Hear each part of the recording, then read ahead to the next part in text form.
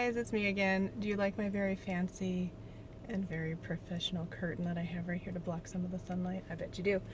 Alright guys, I have got, I think I have 4 foundations to try. Now, I should have thought of this, but I didn't. Oh no! Okay. I think I might have left one of them at home. Oh no, here it is. Okay. Anyway, as I was saying, I should have thought of this, but I didn't. Every year in the new year, most likely, and probably more than one time a year,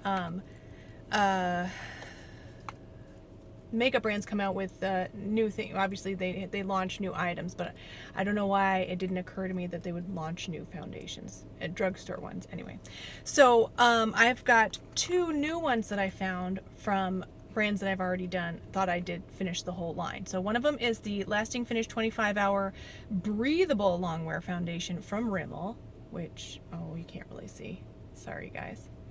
Anyway, this is the packaging. Okay, and then, oh, dang it. Well, when I won't review that one today, I just wanted to show you some of these. So, and the next one is the Mega Cushion Foundation. I don't know if this is new or not. It's new to me. I haven't seen this in the drugstore at all. Oh, it says new on the packaging, but who knows what that means. The Mega Cushion Foundation from Wet n Wild. Yay. I'm so excited to try these guys. And then the 2 other ones that I have, so those are the 2 new ones. The 2 other ones I have are just in the regular line of Covergirl, which I'm in the process of reviewing at this point.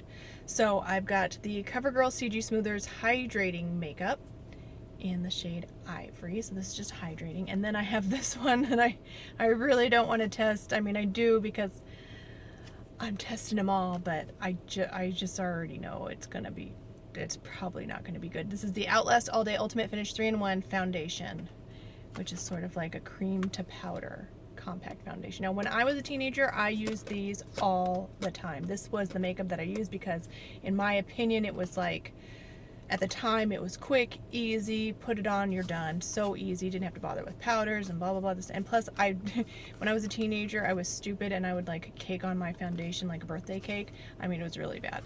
So, this one or this one are probably going to be for today, but the other 2, I don't know. I really want to try them. I think we'll just stick with Covergirl for today, and then on another day I'll do the other ones. But I just wanted to let you guys know that we've got a bunch in the works. Okay. So, today I've got all these bags.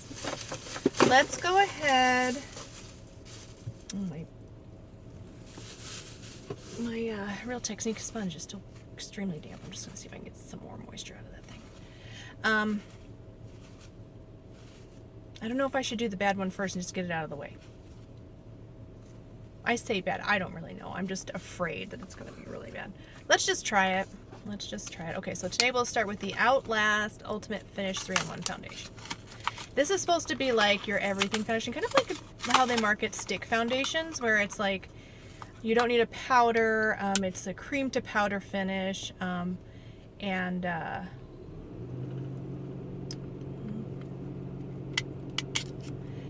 oh, this is kind of a neat compacted.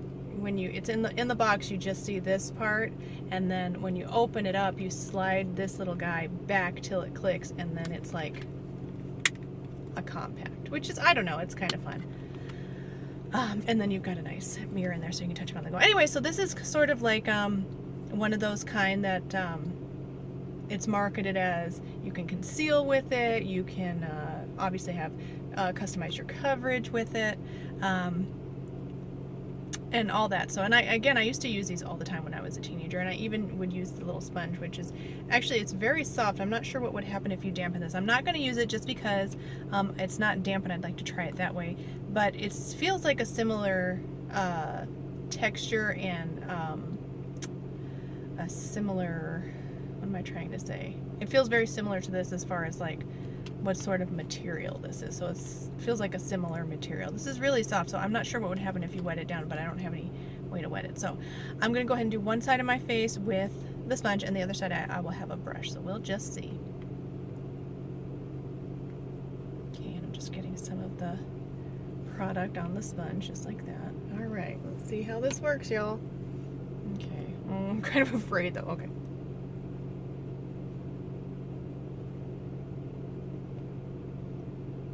It smells kind of like soap. Like hand soap, like regular hand soap.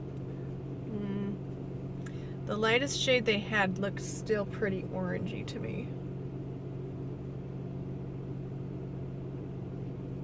Doesn't feel very powdery finish. Now, I didn't have anything on my face except for obviously moisturizer from this morning. And I never prime, ever. I don't use primers.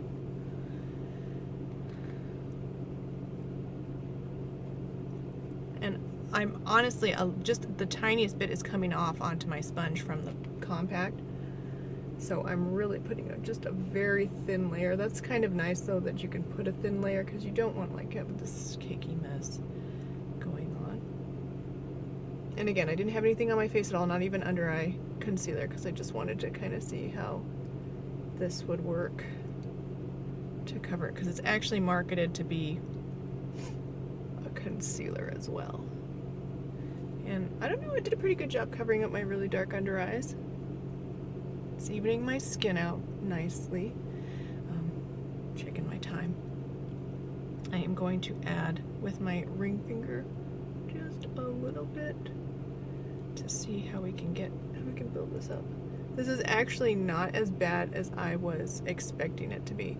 I almost, when I was growing up, or not growing up, but I guess when I was a teenager and I'm into my early 20s, I always used a cream to powder foundation. Always, because I just liked the finish of them. It's not really turning into a powder finish, though it's still pretty, it feels like a cream still. No, I'm not getting any transfer at all onto my fingertips, but if I was using this as regular makeup, I would absolutely set this with a powder. It's feeling a little bit powdery now. Not bringing anything up. It evened my skin out pretty good. I'm just going to take a real quick, oh, I got a mirror right here, duh. Oh my goodness, it actually looks really nice on my skin. I can't believe it. It is really covering up my pores, except for like right in this crease of my nose right here. It's not concealing those pores very well. Oh my goodness. I am so shocked. But all the other pores on my nose are looking really good. It's like filling them in, covering them up. You can see it a little bit on the skin, but oh, you guys, like seriously, I am shocked at how good this is looking right now. Let me try the other side with the brush.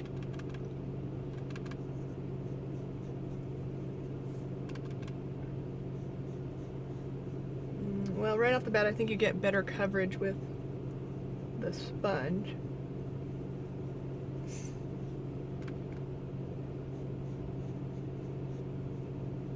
I'm so shocked at how this is actually looking really good. It's a tiny, tiny bit too orangey, and this is the lightest shade, which I think is Ivory. Just gonna add a little bit more right there.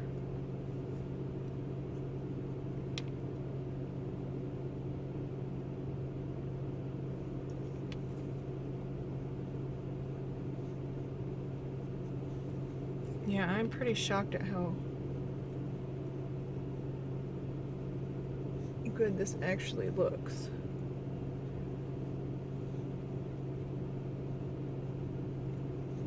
I would give this about light coverage, but it's really evening out my skin tone pretty well. Just take a look.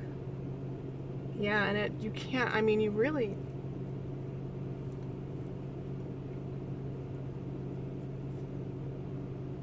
you can't really see it sitting on top of my skin, except for the fact that it's too orangey.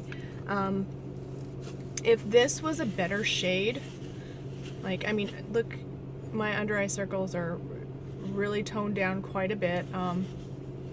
But yeah, the only thing that I don't like is the color, the shade selection. If you're a medium tone, if you have a medium toned skin, you might like this as far as like shade. But this is the lightest shade they had. It was ivory, or it is ivory. Lightest shade, and it's still, I know it looks light. It looks like it would be light enough on camera, but it's really not. It's still too orangey like in real life. And when you're looking in my mirror right here, like, because I thin it out towards my neck, it's not too bad. It's not like such a contrast between the shade of this and then the shade of my actual skin tone. It's not showing up as too orangey like in real life. But yeah, this is not bad. I am very surprised. And this is the first impression, obviously, so things may change throughout the day. So I will give you an update in the description box, and we'll just see how this wears throughout the day. But I'm pretty impressed with how this went on. I'm not pulling anything off. It doesn't feel, I mean, it feels a little bit creamy. I would definitely powder this for my oily skin, but you might be able to get away with no powder for if you have dry skin. And this might be okay for dry skin because it's creamy. Even though it's a cream to powder, it's still creamy in the beginning, so that might help for dry skin ladies. I have a few dry patches, not sticking to any of them. Not emphasizing any lines or texture that I have in my skin. I'm pretty impressed with how this looks on the skin. So I will give you an update later on in the day, and so I'll just see how this keeps wearing. But right now I'm pretty impressed. And I want to say this was like $6, like $6.99, something like that. I'll put that in the description box as well so you know how that is. And thank you guys for watching, and I'm going to have more videos coming up, so see you then.